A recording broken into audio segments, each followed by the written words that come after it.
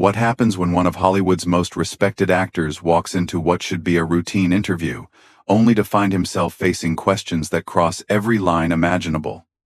What we're about to uncover will shock you to your core, and show you a side of the entertainment industry that rarely sees the light of day.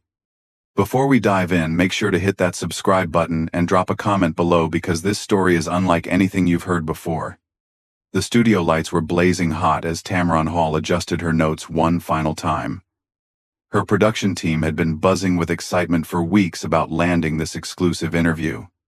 Denzel Washington, the two-time Academy Award winner, was scheduled to discuss his latest directorial project and his decades-long career in Hollywood. What seemed like a straightforward promotional interview was about to become television history for all the wrong reasons. "We're live in 30 seconds, called out the floor director, his voice cutting through the controlled chaos of the television studio. Tamron smoothed down her blazer and glanced across at her guest, who sat with the composed confidence that had made him a legend. Denzel's presence filled the room even in silence, his piercing gaze taking in every detail of his surroundings. "Good afternoon and welcome back to Tamron Hall," she began as the cameras rolled, her trademark smile radiating warmth toward the millions of viewers tuning in. "I'm absolutely thrilled to have with us today the incomparable Denzel Washington. Denzel, thank you so much for being here."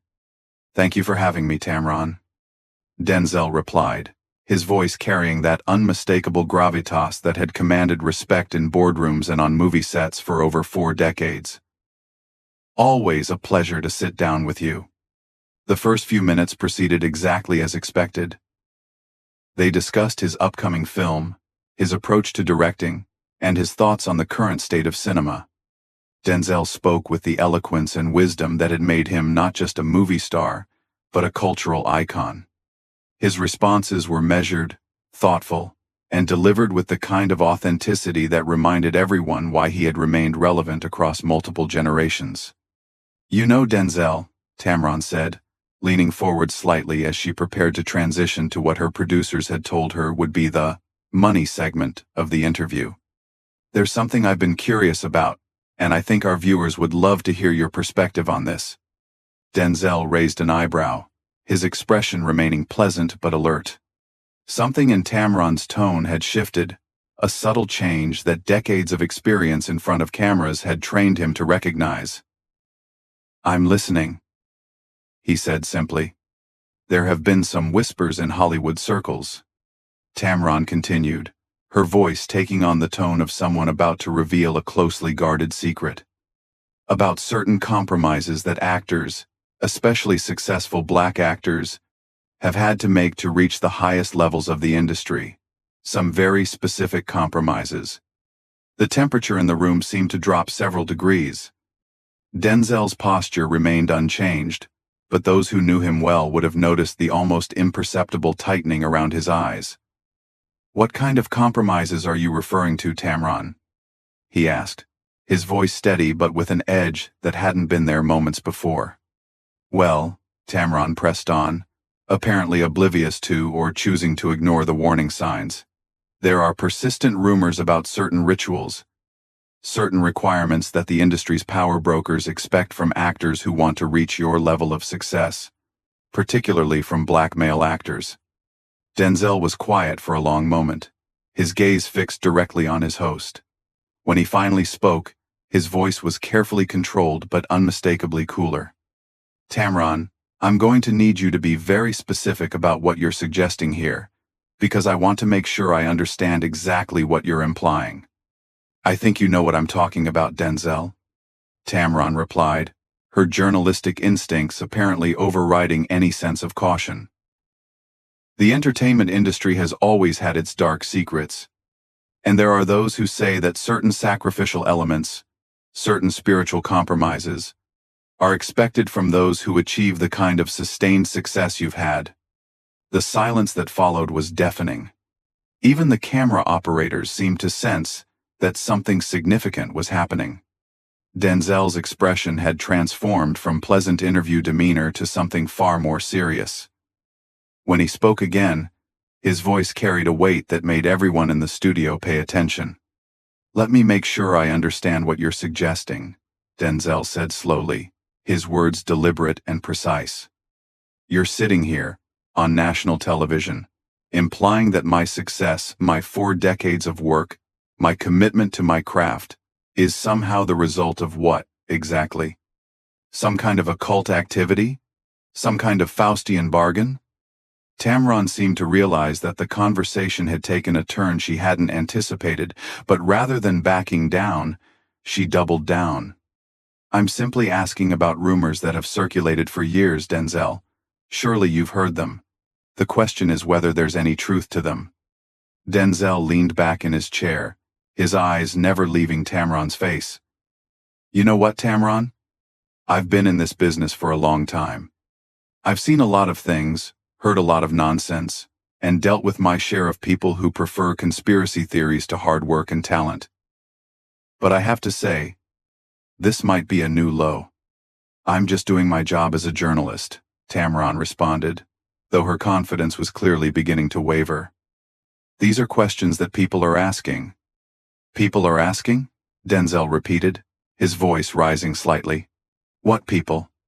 What credible source has given you reason to believe that my success is built on anything other than dedication, talent, and the grace of God? Because if you have evidence of some wrongdoing, some spiritual compromise, as you put it, then by all means, present it. But if you're just repeating gossip and innuendo, then we have a serious problem. The tension in the studio was now palpable. Production assistants exchanged worried glances, and the show's producer could be seen frantically speaking into his headset from behind the cameras. This was clearly not going according to anyone's plan, least of all Tamron's. I think there's been a misunderstanding. Tamron tried to backtrack, but Denzel wasn't having it. No, I don't think there's been any misunderstanding at all, he said firmly. I think you came into this interview with a specific agenda, and that agenda was to suggest that successful black men in this industry must have sold their souls to get where they are. That somehow, we couldn't have achieved what we've achieved through legitimate means. That's not what I was implying, Tamron protested, but her words lacked conviction. Then what exactly were you implying? Denzel asked pointedly. The cameras continued rolling as Tamron shifted uncomfortably in her chair, clearly realizing she had opened a door that she couldn't easily close. Denzel, I was simply exploring the broader conversation about power structures in Hollywood and how certain individuals navigate them. Don't dance around it, Tamron, Denzel said, his voice now carrying the full weight of his authority. You used the word sacrificial. You used the word spiritual compromises. You weren't talking about navigating power structures. You were making very specific accusations wrapped in the guise of innocent questioning. Tamron's media training kicked in as she attempted to regain control of the interview. These are conversations that happen in entertainment circles, Denzel. Surely, as someone who's been at the top of this industry for decades, you've heard these discussions. You know what I've heard?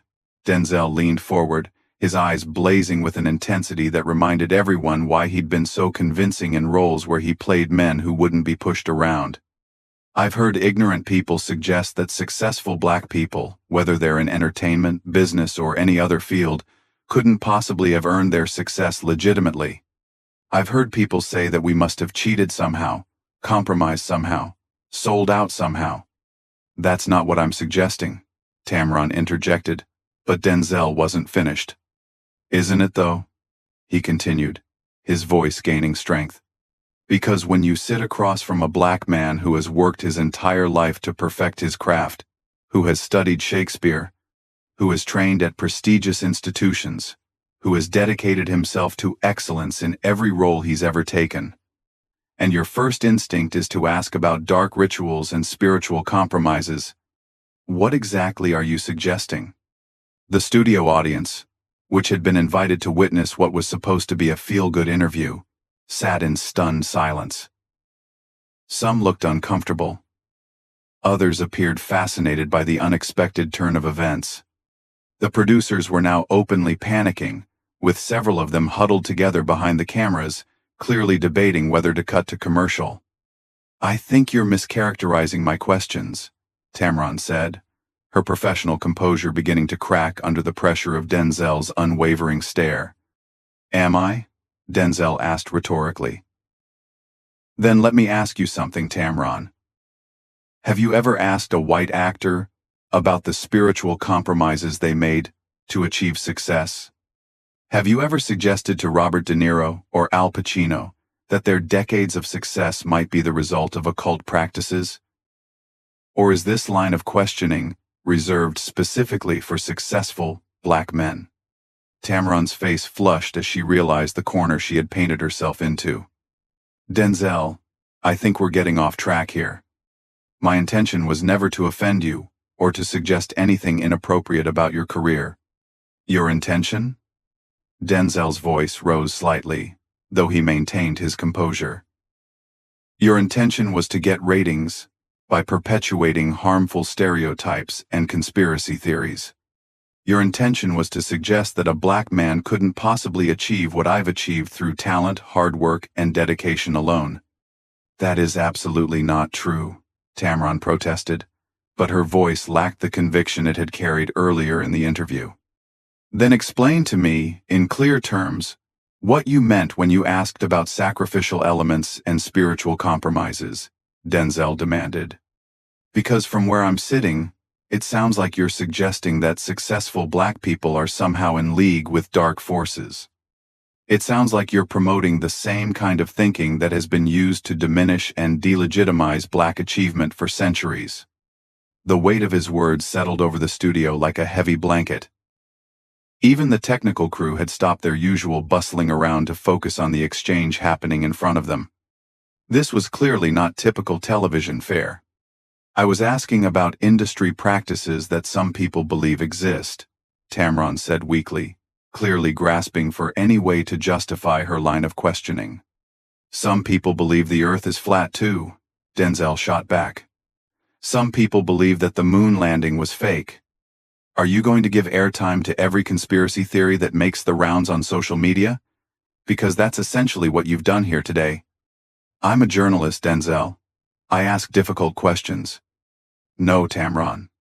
Denzel's voice was now filled with a disappointment that was somehow more cutting than anger. Journalists ask difficult questions based on facts, based on evidence, based on credible sources. What you've done here is repeat gossip and innuendo, and try to dress it up as legitimate journalism.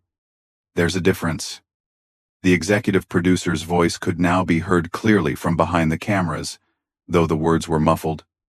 It was obvious that there was serious consideration being given to ending the interview, but the cameras kept rolling. I respect your perspective, Denzel, but I think you're overreacting, Tamron said, attempting to regain some semblance of control over the situation. The moment those words left her mouth, the atmosphere in the studio shifted dramatically. Denzel's expression hardened in a way that made everyone present understand that a line had just been crossed. Overreacting? He repeated slowly, his voice dangerously quiet. I'm overreacting to being asked, on national television, whether my success is the result of devil worship or whatever nonsense you're peddling. I'm overreacting to having my life's work reduced to conspiracy theories and dark fantasies? I never said devil worship, Tamron protested. Spiritual compromises, sacrificial elements, dark secrets, Denzel listed off her earlier words methodically. What exactly did you think you were implying? And don't insult my intelligence by pretending you don't know exactly what those phrases mean to your audience.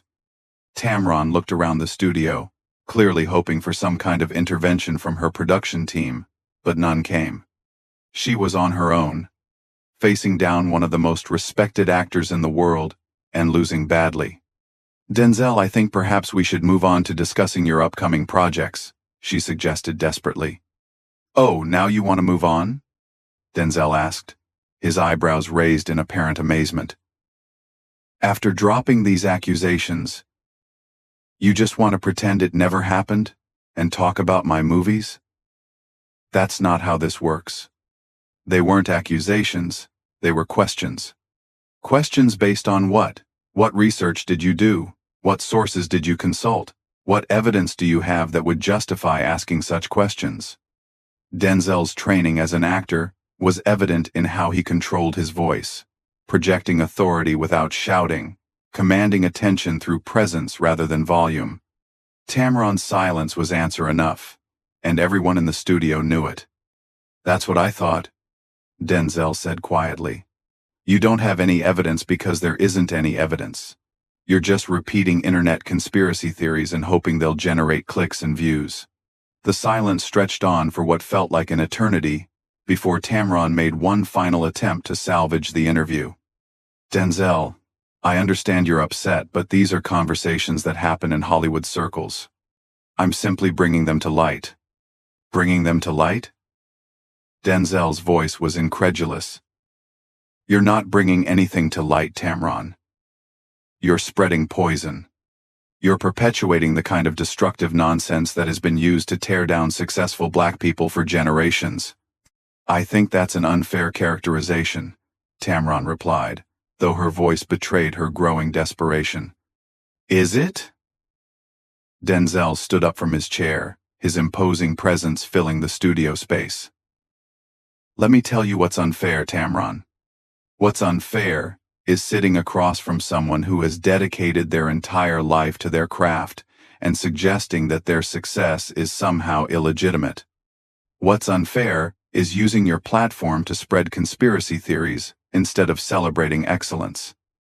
The cameras captured every moment as Denzel began removing his wireless microphone, his movements deliberate and purposeful. The production team was now in full crisis mode, with multiple people speaking frantically into their headsets.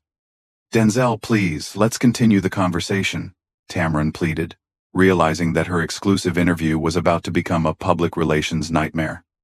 "The conversation?" Denzel paused in his microphone removal to look directly at her. "What conversation, Tamron? The one where you accuse me of making deals with dark forces? The one where you suggest that a Black man couldn't possibly achieve success through legitimate means? That conversation?" "I never made any accusations," Tamron insisted, but her words rang hollow in the charged atmosphere of the studio. "You know what you did," Denzel said firmly. "And more importantly, everyone watching knows what you did. You took conspiracy theories from the darkest corners of the internet and tried to legitimize them by asking them as questions on national television." Tamron made one last desperate attempt to keep him seated. "Denzel, please understand that my role as a journalist requires me to ask challenging questions." Denzel stopped removing his microphone and turned to face her fully, his expression a mixture of disappointment and righteous anger. "Don't you dare hide behind journalism, Tamron. Real journalists ask challenging questions based on facts, based on evidence, based on credible sources. What you did here today was not journalism. It was character assassination disguised as curiosity." "That's not fair," Tamron protested weakly. "Fair?" Denzel's voice rose for the first time during the entire exchange. "You want to talk about fair? Is it fair that I have to sit here and defend my life's work against baseless conspiracy theories? Is it fair that successful Black people are constantly subjected to suggestions that we must have cheated or compromised or sold our souls to achieve what we've achieved?" The studio audience was completely silent, many of them clearly uncomfortable with witnessing what was supposed to be a promotional interview turn into such a heated confrontation. The magnitude of what was happening was not lost on anyone present. "Denzel, I think there's been a misunderstanding." Tamron tried once more, but her words carried no conviction. "The only misunderstanding here," Denzel said as he successfully removed his microphone and placed it on the small table between them, "was my assumption that you would conduct this interview with the same professionalism and respect that I've experienced throughout my career. That was clearly my mistake." "Please don't leave," Tamron said, her professional facade finally cracking completely. "We can move past this and talk about your projects." Denzel looked at her for a long moment, his expression softening slightly, but his resolve remaining firm. "Tamron, Let me explain something to you. When you invite someone onto your show and then ambush them with conspiracy theories and innuendo, you don't get to just move past it. When you suggest that a person's life's work is somehow illegitimate, you don't get to pretend it never happened. I wasn't suggesting your work is illegitimate, Tamron said desperately. Then what were you suggesting? Denzel asked pointedly. Because when you ask about sacrificial elements and spiritual compromises, you're not asking about my acting technique or my directorial choices. You're asking whether I've made some kind of deal with dark forces to achieve success. Do you understand how insulting that is? The executive producer finally decided to intervene, stepping into the camera frame for the first time. Mr. Washington, perhaps we could take a quick break and discuss this privately. Denzel turned to look at the producer, his expression making it clear that there would be no discussion. There's nothing to discuss. This interview is over. Denzel, please. Tamron made one final plea. I apologize if my questions came across the wrong way. That wasn't my intention. Your intention? Denzel shook his head slowly. Your intention was clear from the moment you started asking about dark secrets and spiritual compromises. You wanted to create controversy, you wanted to generate buzz, and you thought you could do it at my expense. That's not true, Tamron insisted, but everyone in the studio could see that she had lost this battle completely. You know what is true? Denzel asked as he prepared to leave. The truth is that I've worked for over 4 decades to earn the respect I have in this industry. I've studied, I've trained, I've dedicated myself to excellence in every role I've ever taken. I've tried to be a positive example, not just as an actor but as a man, as a father, as a member of my community. His voice carried a weight that made everyone in the studio hang on every word. And you want to reduce all of that to conspiracy theories and dark fantasies. You want to suggest that somehow, a black man couldn't possibly achieve what I've achieved through talent and hard work alone. Denzel, please. Tamron tried one more time, but he was already walking away from the interview area. I've heard enough, he said without turning around. I came here to talk about my work, my craft, my passion for storytelling. Instead, I was subjected to the kind of ignorant speculation that I thought we had moved beyond. As Denzel reached the edge of the studio set, he turned back one final time to address not just Tamron, but the cameras that were still rolling. To anyone watching this, let me be clear. Success in this industry, or any industry, comes from hard work, dedication, talent, and sometimes a little bit of luck. It doesn't come from dark rituals or spiritual compromises or any of the other nonsense that gets spread around by people who would rather believe in conspiracies than acknowledge excellence. With that, Denzel Washington walked off the set of Tamron Hall's show, leaving behind a stunned host, a panicked production team, and what would surely become one of the most talked about television moments of the year. The cameras finally stopped rolling. But the damage was already done. The interview that was supposed to be a routine promotional appearance had instead become a master class in how quickly things can go wrong when preparation meets poor judgment. What did you think of Denzel's handling of this situation? Was he right to walk off, or should he have stayed to finish the interview? Drop your thoughts in the comments below, and don't forget to subscribe for more incredible stories from the world of entertainment that you won't hear anywhere else.